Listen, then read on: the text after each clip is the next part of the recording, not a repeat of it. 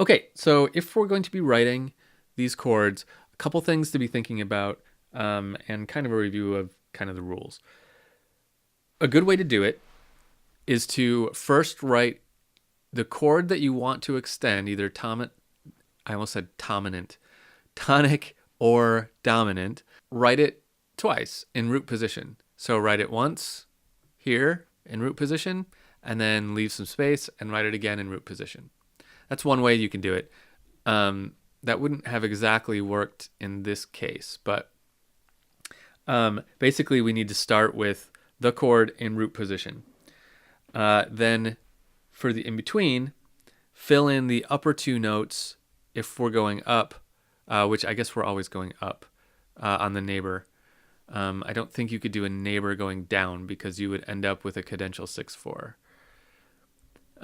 So write our other two notes going up. Keep your bass note the same going through, and that's it. Just be sure that you resolve back down to the chord that you started with in the same voicing. So we couldn't have done something like this.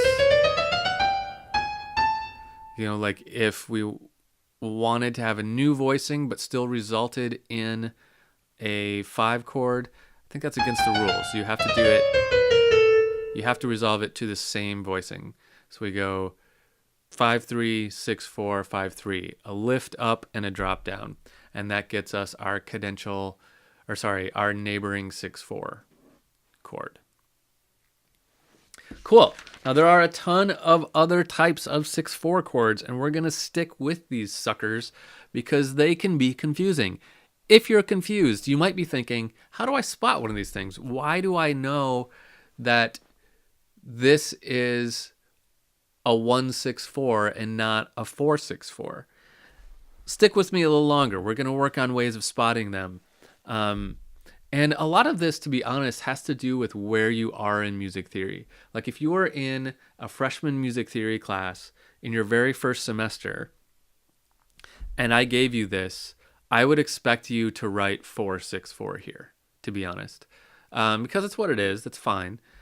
But if you were in a more advanced music theory class, like you are now in this music theory class, I would expect you to call that a neighbor 6/4 chord, because you now know what that is. So you kind of spot it as an extension of tonic, right? So get used to seeing these going forward. Cool? Let's press on.